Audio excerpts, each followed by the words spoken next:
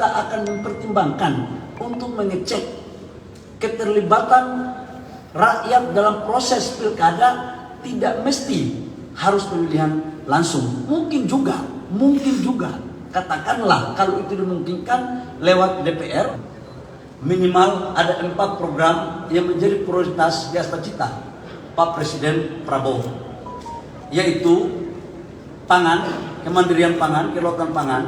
Yang kedua adalah energi. Yang ketiga adalah persoalan hilirisasi. Dan yang keempat adalah makanan bergizi. Bismillahirrahmanirrahim. Assalamualaikum warahmatullahi wabarakatuh. Shalom, Om Swastiastu, Namo Buddhaya, salam kebajikan. Yang saya hormati teman-teman pengurus DPP Partai Golkar yang hadir bersama saya. Ada Pak Sekjen, Pak Sarmuji, kemudian Pak Tahar sebagai Wakil Ketua Umum Bidang Kepartaian yang juga adalah Wakil Ketua MPR. Ada Ibu Mutia sebagai Wakil Ketua Umum Bidang Opini yang juga adalah Menko Info. Dan Pak Aceh, Wakil Ketua Umum sekaligus juga Gubernur Lemhanas. Dan beberapa pengurus DPP Partai Golkar yang lain, termasuk ada ahli ekonom dari pengurus Partai Golkar yang sekarang lagi bersinar, Pak Misbahun, yang sangat memenuhi layar-layar kaca. Bendahara Umum, baru saya tadi belum lihat. Bendahara Umum yang saya hormati, khusus kepada kakanda saya, Ketua Dewan Etik, Kak Hatta, terima kasih, dan seluruh teman-teman semua yang mohon maaf saya tidak sebut satu persatu. Alhamdulillah, saya mengajak kita semua, kita memanjatkan syukur kepada Allah Subhanahu Wa Taala atas limpahan rahmat kasih sayangnya pada hari ini. Kita diberikan kesehatan, kesempatan, dan berpikir pengabdian kita kepada rakyat bangsa dan negara, karena hari ini adalah kita masuk di penghujung tahun 2024, tepatnya pada hari Selasa tanggal 31 Desember. Teman-teman media yang saya hormati, perjalanan panjang tahun 2024 telah kita lalui bersama. Banyak torehan sejarah baru yang telah kita lakukan bersama-sama dari seluruh rakyat Indonesia, baik dari Aceh sampai Papua, dari pelosok-pelosok pedesaan sampai dengan perkotaan. Ada satu momentum politik yang belum pernah kita lalui bersama, yang namanya proses pemilu, baik pileg, pilpres maupun pilkada. Dalam sejarah bangsa kita baru kali ini terjadi pemilu bersama. Dan hasilnya pun alhamdulillah kita lalui bersama. Ini menunjukkan bahwa kedewasaan demokrasi yang dilakukan oleh bangsa kita semakin hari semakin baik. Sekalipun memang banyak catatan yang terjadi. Kita alhamdulillah melewati pileg dengan baik. Dan Golkar seperti kita ketahui bersama berada pada posisi kedua dalam pileg dengan jumlah 102 kursi. Kemudian juga punya 14 atau 15 ketua DPR di tingkat provinsi dan 300 lebih kabupaten kota menjadi pimpinan DPR, dan total anggota DPR-nya sebesar 2.900. Pilpres, Golkar bersama-sama dengan partai koalisi yang lain mendorong dan mendukung Pak Prabowo sama Pak Gibran. Alhamdulillah juga menang. Dan terakhir di pemilu kada. Pemilu kada telah kita lalui bersama, sekalipun sebagian belum diputuskan karena ada proses sengketa di Mahkamah Konstitusi. Dan sebagai partai tertua di bangsa ini yang telah berproses banyak melewati fase-fase kehidupan dalam berpartai, itu tetap akan menjunjung tinggi kaidah, norma, aturan, termasuk dalamnya ada proses sengketa di Mahkamah Konstitusi. Setelah 2024 kita dipertontonkan lagi tentang sebuah transisi politik peralihan kepemimpinan dari Pak Jokowi kepada Pak Prabowo, yang selama ini sejak pasca reformasi selalu peralihan kepemimpinan dalam berbagai diskursus oleh teman-teman baik di akademisi maupun di lembaga-lembaga lain dianggap smooth tapi tidak sempurna. Namun ada satu catatan yang telah kita lalui bersama, bahwa transisi politik dari Pak Presiden Jokowi ke Pak Presiden Prabowo itu sangat smooth dan yang terbaik dalam proses peralihan kepemimpinan bagi bangsa dan negara. Sejak mungkin mohon maaf, Indonesia merdeka. Peralihan bagaimana presiden pertama kepada presiden kedua ke presiden ketiga sampai dengan sekarang. Ini menandakan bahwa Indonesia semakin hari semakin matang dalam proses peralihan kepemimpinan.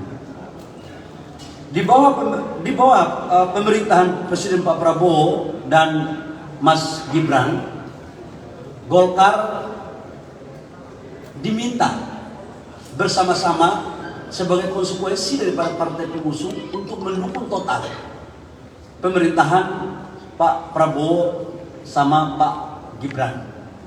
Dalam catatan kami ada kurang lebih sekitar 8 anggota kabinet kader Partai Golkar, 1 gubernur Lemhanas, dan 3 wakil menteri. Ini sebagai bentuk partisipasi aktif Golkar dalam memberikan kontribusi terbaiknya. Di samping itu memang kita mempunyai 102 anggota parlemen dan mengisi semua pimpinan komisi dan badan-badan yang ada di parlemen, di DPR. Sudah barang tentu sebagai partai yang sudah lama dan partai yang berkomitmen untuk mendukung pembangunan sebagai bagian daripada implementasi doktrin karya kekaryaan, Golkar selalu pada garda terdepan untuk menyukseskan program pemerintah. Minimal ada 4 program yang menjadi prioritas di atas cita Pak Presiden Prabowo, yaitu pangan, kemandirian pangan, kedaulatan pangan. Yang kedua adalah energi. Yang ketiga adalah persoalan hilirisasi, dan yang keempat adalah makanan bergizi. Dalam kaitannya dengan hal tersebut, kami dari Partai Golkar berpandangan bahwa tidak ada cara lain untuk membuat maruah negara agar disegani di dunia dan di negara-negara tetangga.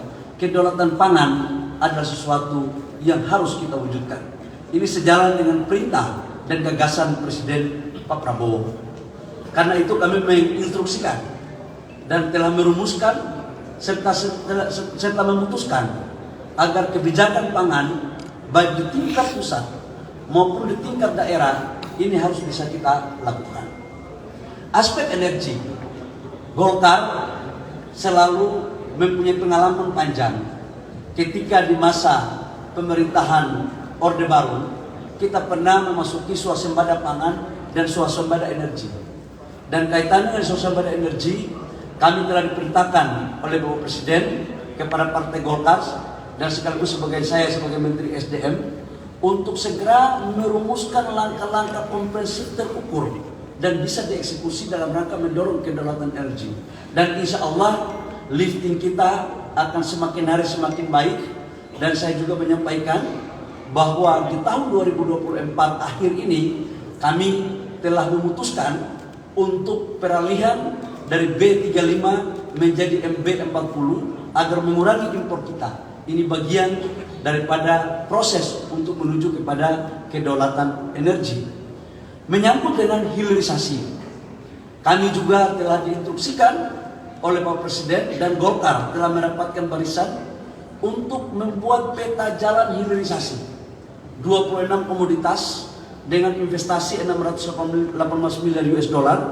Dan tidak hanya pada konteks itu, tapi kami sejalan dengan apa yang diarahkan oleh Bapak Presiden, Partai Golkar merumuskan berbagai regulasi agar hilirisasi tidak boleh dimanfaatkan hanya pengusaha-pengusaha besar, tapi juga harus dimanfaatkan oleh pengusaha-pengusaha daerah sebagai bagian afirmatif untuk menjadikan anak-anak daerah menjadi tuan di negerinya sendiri.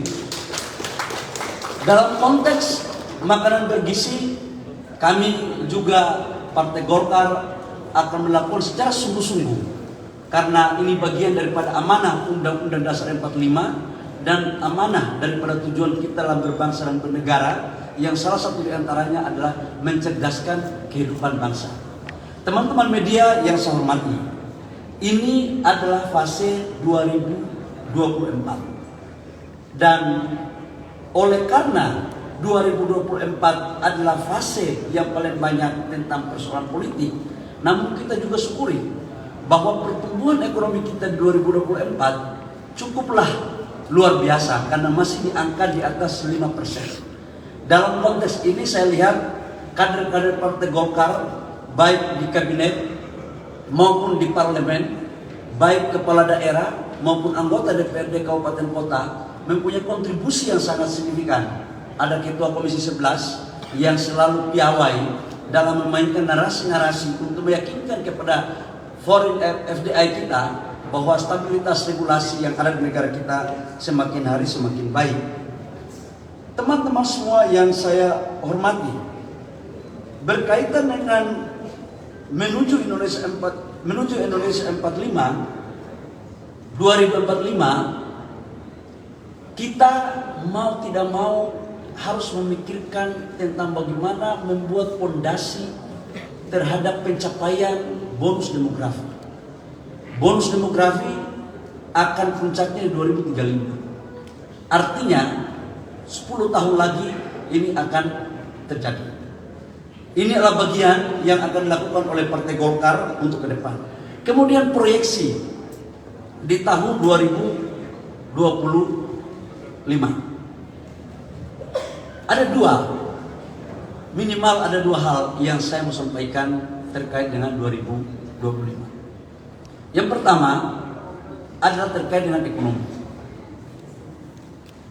Yang dicanangkan oleh pemerintah pertumbuhan ekonomi kita 5,3%. Dan lifting minyak kita di atas 600 barel. Kemudian yang kedua adalah penciptaan lapangan pekerjaan. Dan yang ketiga adalah mendorong pendapatan per kapita. Kaitannya dengan hal tersebut, kami berpandangan bahwa tidak ada cara lain untuk Indonesia menjadi negara GDP terbesar masuk dalam 10 dunia adalah salah satu di antaranya harus kita dorong penciptaan pertumbuhan ekonomi yang berkualitas.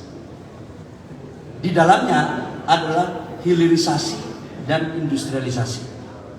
Namun harus juga kita ingat bahwa seperti apa yang saya sampaikan di awal tadi, pertumbuhan ekonomi kita ini lebih didorong pada sektor UMKM.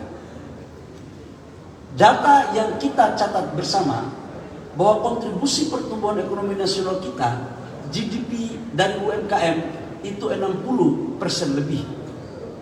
Dan penciptaan lapangan pekerjaan dari UMKM sebesar 120 juta dari total jumlah lapangan pekerjaan 130 juta.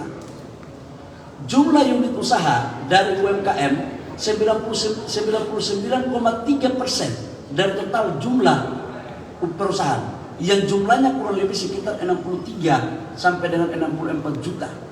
Dan yang menjadi miris bagi kita adalah kredit perbankan, total kredit lending sekitar 7.000 triliun, UMKM belum sampai 18-19%. Karena itu Golkar ke depan akan meminta bersama-sama dengan pemerintah untuk mendorong penambahan kredit usaha rakyat di angka di atas 500 triliun sebagai bagian afirmatif untuk mendorong pertumbuhan ekonomi yang merata. Ini yang harus dilakukan. Jadi Golkar tidak hanya berpikir tentang bagaimana mendorong regulasi terhadap hilirisasi atau pengusaha-pengusaha besar, tapi juga kita mendorong agar perusahaan-perusahaan yang medium, small menjadi bagian yang menjadi focusing bagi negara kita. Sebab Golkar tagline-nya dari dulu adalah suara Golkar, suara rakyat. Namun pada kesempatan kali ini saya mengumumkan untuk tagline Golkar ke depan akan menjadi suara rakyat, suara Golkar. Jadi Golkar akan memperjuangkan apa yang menjadi aspirasi rakyat. Dan sudah barang tentu harus ada kolaborasi antara gagasan besar Partai Golkar dan gagasan dan keinginan daripada rakyat.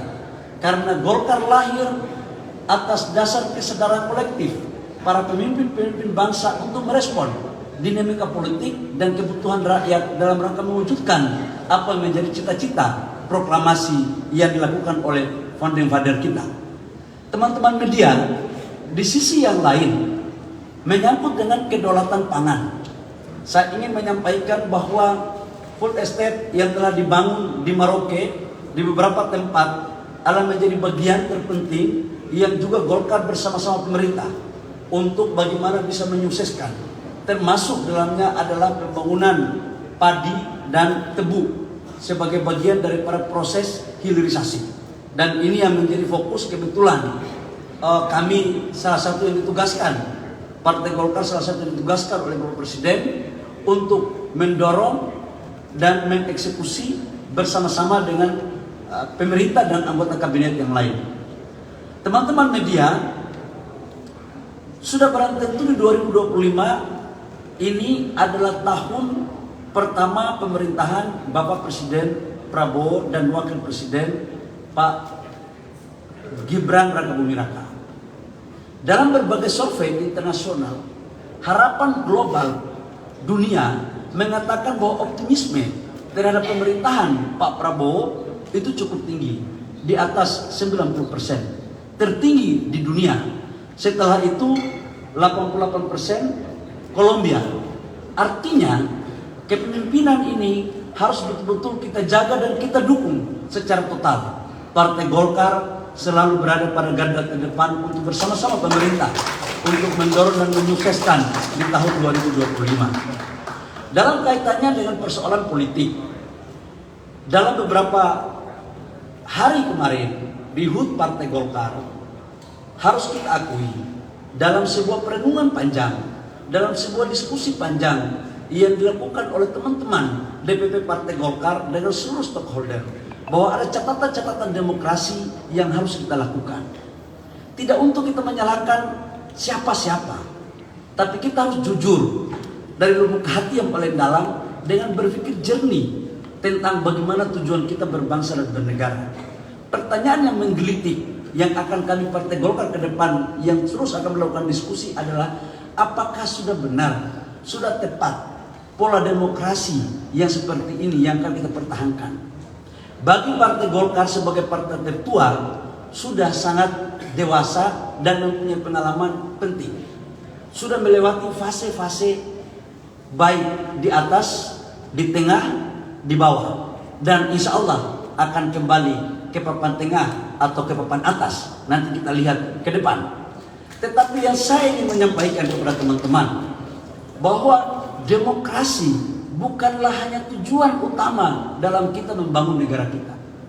Demokrasi sebagai instrumen untuk tujuan kita dalam berbangsa dan bernegara. Karena itu, ke depan Partai Golkar akan mengkaji sistem demokrasi seperti apa yang akan kita bangun, baik pileg maupun pilkada. Pilpres memang sudah diputuskan di dalam undang-undang 1245 bahwa harus dipilih langsung oleh rakyat. Namun kalau pileg maupun pilkada rasanya masih dimungkinkan untuk kita mencari formulasi-formulasi yang tepat dengan tetap menghargai kaidah-kaidah hak-hak demokrasi rakyat. Saya pikir ini yang sangat penting.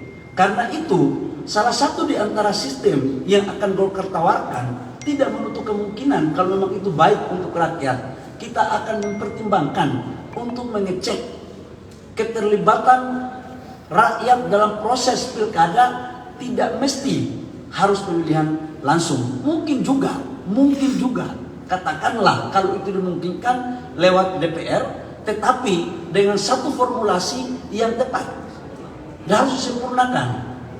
Jadi saya pikir ini silakan didiskusikan. Golkar tidak merasa kecil hati dengan berbagai macam dinamika pemikiran-pemikiran dari tempat lain. Makanya sebentar kita akan mengundang berbagai narasumber untuk membicarakan hal ini. Di aspek yang lain, teman-teman, Golkar sangat menghargai perbedaan politik dari partai-partai politik. Karena sesungguhnya Golkar berpandangan bahwa perbedaan itu merupakan anugerah dan perbedaan itu aset bangsa yang harus dipelihara.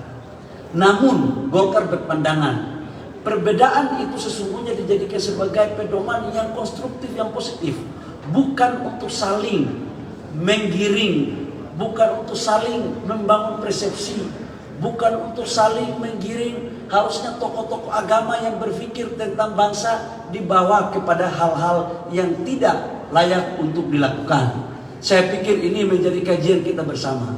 Dalam aspek hukum, Partai Golkar dalam beberapa fase dan partai-partai yang lain saya yakin juga pernah mengalami proses hukum. Karena itu kita sangat menghargai secara baik. Kita serahkan kepada aparat penegak hukum untuk melakukan secara profesional.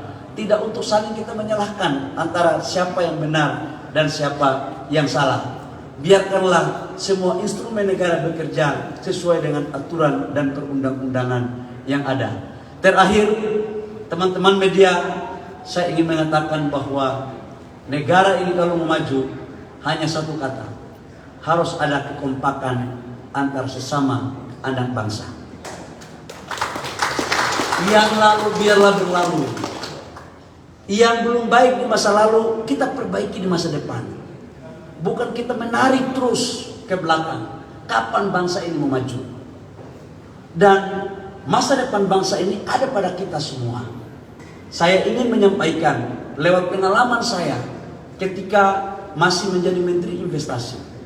Banyak negara di luar sana yang belum tentu senang melihat negara kita menjadi salah satu negara yang disegani. Dan ini telah terjadi pada saat tahun 98-99. Dan kita sekarang sudah pada posisi pada on the track. Pertumbuhan ekonomi kita di atas 5%, inflasi kita terjaga. Penciptaan lapangan pekerjaan kita lakukan. Bahwa ada yang belum sempurna, itulah tugas kita untuk kita sempurnakan.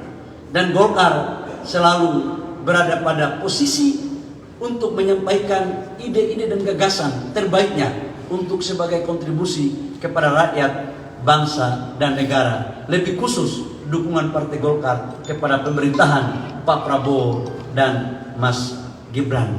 Saya pikir hanya ini yang perlu saya sampaikan pada kesempatan yang berbahagia ini. Sebagai partai yang inklusif, partai yang tidak membeda-bedakan antara golongan, saya tadi terenyuh mendengar sambutan dari Wakil Ketua Umum MPO tadi bahwa Golkar sekarang ketua umumnya itu sudah dari Aceh sampai Papua. Beragam.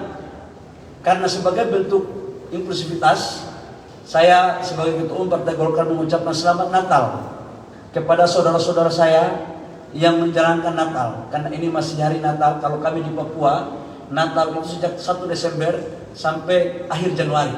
Jadi ini masih dalam suasana Natal. Maka izinkan saya dari lubuk hati yang paling dalam menyampaikan selamat Natal, damai selalu menyertai kepada saudara-saudara saya umat Kristiani dimanapun berada di seluruh tanah air, dan selamat tahun baru kepada seluruh rakyat Indonesia. Kalau tahun baru ini tidak pernah membedakan agama, tidak pernah membedakan jenis, dan tidak pernah membedakan dari kampung atau dari kota. Karena itu DPP Partai Golkar mengucapkan selamat tahun baru.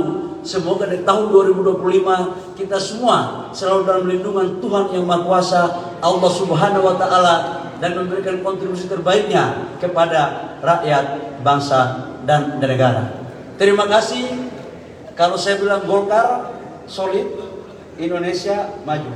Sebagai bentuk komitmen kita kepada rakyat, bangsa, dan negara. Golkar solid, Indonesia maju. Wabillahi taufiq wal hidayah. Wassalamualaikum warahmatullahi wabarakatuh. Shalom, Om Santi Santi Om, Namo Buddhaya, salam kebajikan.